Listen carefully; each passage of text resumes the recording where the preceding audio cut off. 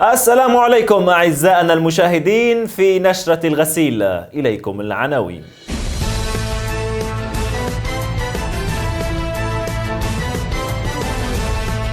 رسالة تعزية لضحايا بروكسل.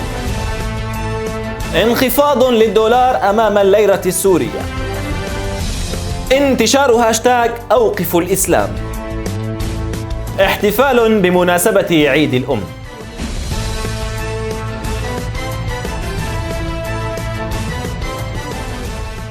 قامت وحدات مدربة من قواتنا الخاصة داعش بتفجيرات في مطار بروكسل ومترو للأنفاق، مما أدى لمقتل 40 شخصا وجرح العشرات.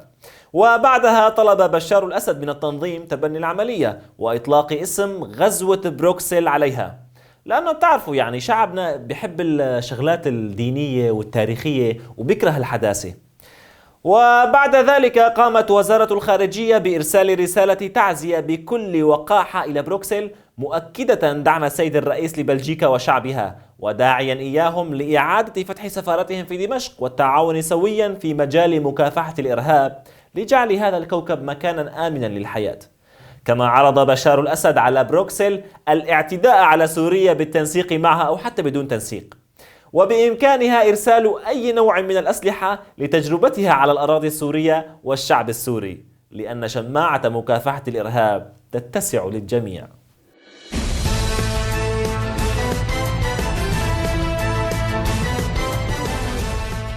انخفض الدولار الأمريكي أمام الليرة السورية بشكل رهيب، حيث انخفضت قيمته من 500 إلى 499 ليرة سوري لكل دولار.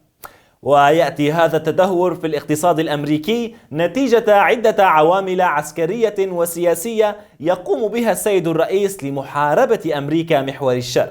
وبعد توافد هذه الأخبار وردتنا عشرات الدعوات لفتح مشاريع عملاقة في سوريا دعما لمسيرة التطوير والتحديث التي يقودها السيد الرئيس.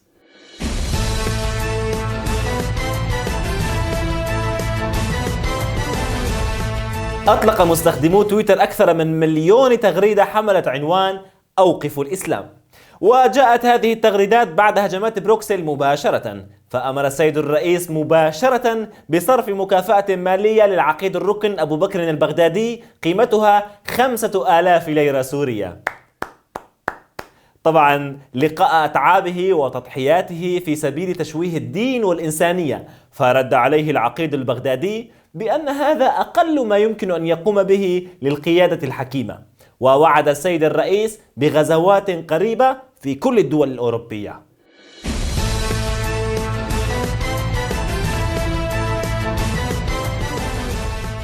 استقبل السيد الرئيس وعقيلته معاقي النظام السوري نتيجة الحرب في مشهد درامي مضحك، وعبر السيد الرئيس عن فرحه لتضحياتهم في سبيل بقائه في الحكم، فردوا عليه بصوت واحد: هالغنمات مع شو حلوين مع عم يموتوا كرمال مين؟ كرمال بشار مبسوطين مع. كما عبرت السيدة أسماء الأسد عن فرحها الشديد بدمائهم التي تسفك لأجلها، فلولاهم لما استطاعت أن ترتدي حذاء كيم كارداشيان بمبلغ قدره 2,000,000 ليرة سورية وتأتي لزيارتهم وتلعب معهم. وتم التركيز على اختيار الجرحى من الطائفة السنية حصرا للتوضيح بأن لعب دور الغنم غير مقتصر على الطائفة العلوية، وبأن العبودية فكرة والفكرة لا تموت. ومعنا مراسلنا من أمام مكان الاجتماع ليخبرنا عن آخر التطورات من هناك. زميل شادي، بماذا تخبرنا؟ نعم زميل يوسف، الأوضاع هنا جميلة جدا، ويعتبر هذا اليوم يوم مليء بالمعجزات. فقد استطاع السيد الرئيس وعقيلته أن يضحكوا على كل المعاقين بقطعة جاتوية وكولاية وبوسة شوارب. فقد التقى السيد الرئيس بأحد فاقدي البصر وراح قال له كلمتين: عيونك بتستاهل أحلى من الدنيا، عيونك بتستاهل الجنة، ريتك تقبر قلبي.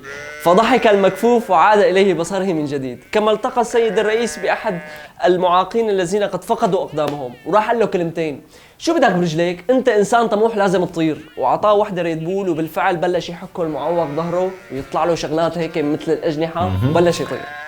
كما وعدت السيدة الأولى بتوزيع ساعات ناطقة وساعات بتشعل الضوء، وذلك لضمانها لاستمرار دعمها للحياة.